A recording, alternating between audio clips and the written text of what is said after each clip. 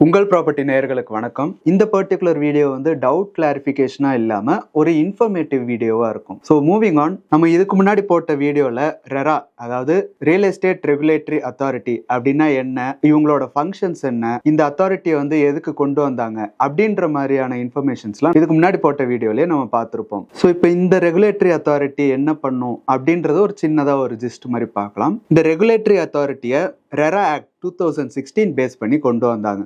அதாவது real estate regulation and development act 2016.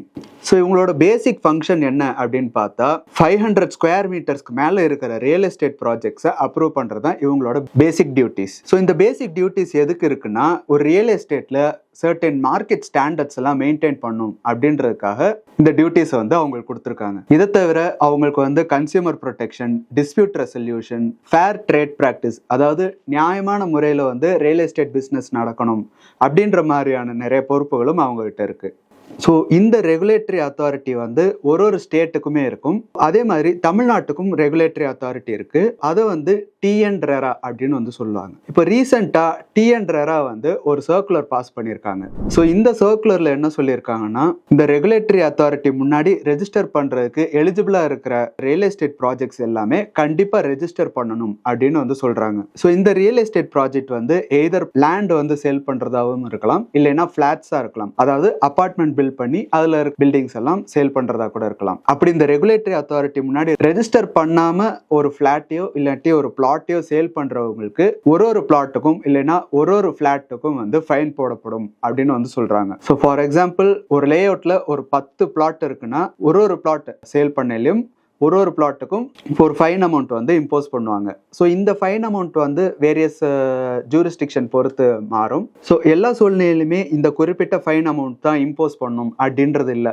சிச்சுவேஷனுக்கு தகுந்த மாதிரி ஒரு பிளாட்டை சேல் பண்ணையில அந்த பிளாட் வேல்யூல 2% ஃபைன் அமௌண்ட் இம்போஸ் பண்றதுக்கு சான்ஸ் இருக்கு. இல்லைன்னா ஒரு பிளாட்டை சேல் பண்றாங்கன்னா அந்த பிளாட்டோட வேல்யூல 1% வந்து ஃபைன் அமௌண்ட்டா இம்ப்ளிமெண்ட் பண்றதுக்கு சான்ஸ் இருக்கு. ஸோ நமக்கே தெரியும், ஒரு ஜூரிஸ்டிக்ஷனுக்கும் அதாவது ஒரு வில்லேஜுக்கும் இந்த பிளாட் அண்ட் பிளாட்டோட வேல்யூலாம் மாறும். ஜூரிஸ்டிக்ஷன் பேஸ் பண்ணி நம்ம டிஎன் ரெரா வந்து ஃபைன் அமௌண்ட் வந்து இம்ப்ளிமெண்ட் பண்ணியிருக்காங்க.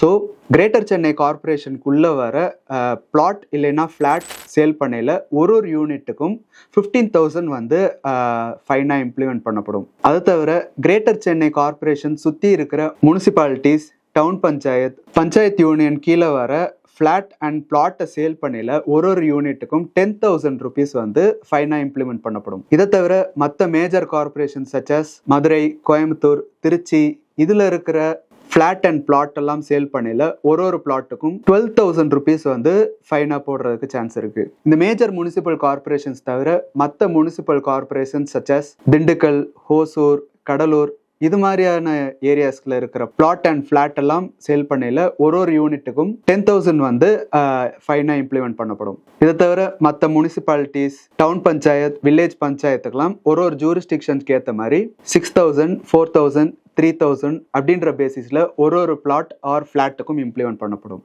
நான் முன்னாடியே சொன்ன மாதிரி இந்த ஃபைன் அமௌண்ட் தான் போடுவாங்க அப்படின்றது கிடையாது.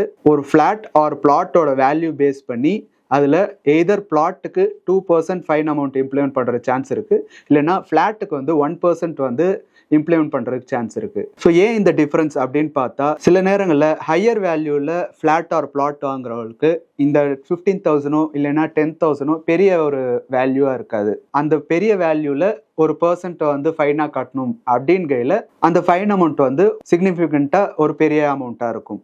ஸோ இதனால ரியல் எஸ்டேட் ஏஜென்ட்ஸோ இல்லைன்னா பில்டர்ஸோ அவங்க ரியல் எஸ்டேட் ப்ராஜெக்ட் வந்து இந்த டிஎன் ரெரா முன்னாடி ரெஜிஸ்டர் பண்ணுறதுக்கு முன் வருவாங்க. ஸோ இந்த ரெஜிஸ்ட்ரேஷன்னால ஃபியூச்சரில் நடக்கிற டிஸ்பியூட்ஸையும் நம்ம வந்து அவாய்ட் பண்ண முடியும். ஸோ இது ஒரு பக்கம் இருக்கையில் இன்னொரு சம்பவம் நடந்திருக்கு. நம்ம கூட நியூஸில் நிறைய பேர் பார்த்துருக்கலாம். அது என்ன அப்படின்றது பார்த்தா, ஒரு சப் ரெஜிஸ்டர் ஆஃபீஸ் வந்து ரெஜிஸ்டர் பண்ணப்பட்ட டாக்குமெண்ட்டை ரிட்டர்ன் பண்ணுறதுக்கு 60,000 வந்து லஞ்சம் கேட்டிருக்காரு.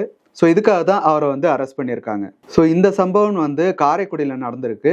ஸோ காரைக்குடி ஜாயிண்ட் எஸ்ஆர்ஓ முன்னாடி ஒருத்தர் வந்து அவரோட டாக்குமெண்ட் வந்து ரெஜிஸ்டர் பண்ணுறதுக்கு போயிருக்காரு. ரெஜிஸ்ட்ரேஷன் ப்ராசஸ் எல்லாமே முடிஞ்சிருச்சு. பட் திருப்பி ரெஜிஸ்ட்ரேஷன் முடிச்சுட்டு டாக்குமெண்ட்டை ரிட்டர்ன் பண்ணல ஒரு காரணத்தை சொல்லி லேட் பண்ணியிருக்காங்க. ஒரு கட்டத்தில் 60,000 ரூபாய் கொடுத்தா தான் அந்த டாக்குமெண்ட்டை ரெஜிஸ்டர் பண்ணுவோம் அப்படின்னு வந்து சொல்லியிருக்காங்க. இதை பேஸ் பண்ணி டாக்குமெண்ட் ரெஜிஸ்டர் பண்ணவர் வந்து லஞ்ச ஒழிப்புத்துறையில வந்து கம்ப்ளைண்ட் பண்ணியிருக்காங்க. ஸோ அதை பேஸ் பண்ணி எடுத்த ஆக்ஷன்ல இந்த சப் ரெஜிஸ்டரை வந்து அரெஸ்ட் பண்ணியிருக்காங்க.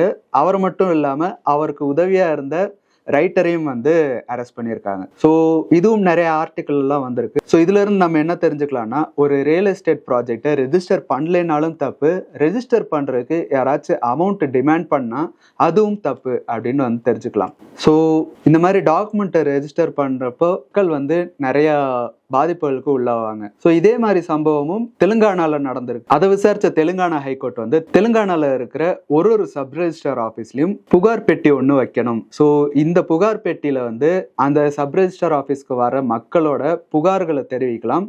இல்லைன்னா அந்த சப் ரெஜிஸ்டர் ஆஃபீஸ்ல ஏதாச்சும் குறைகள் இருந்துச்சுன்னா அதையும் அந்த புகார் பெட்டியில போடலாம்.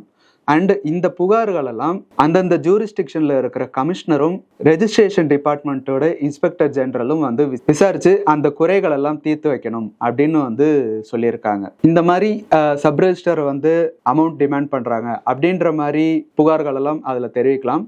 இல்லைன்னா ஒரு குறிப்பிட்ட சப் ரெஜிஸ்டர் ஆஃபீஸ்ல போதுமான வசதிகள் இல்லை, அதாவது ரெஜிஸ்டர் பண்ண வரவங்களுக்கு உட்கார்றதுக்கு சேர்ஸ் இல்லை, இல்லைன்னா ப்ராப்பர் வென்டிலேஷன் இல்லை, ஃபேன் இல்லை, இப்படின்ற மாதிரியான புகார்களையும் நம்ம அதில் தெரிவிக்கலாம் அப்படின்னு வந்து சொல்கிறாங்க. ஸோ இந்த சம்பவங்கள்லாம் இப்போ ரீசெண்டாக நடந்திருக்கு.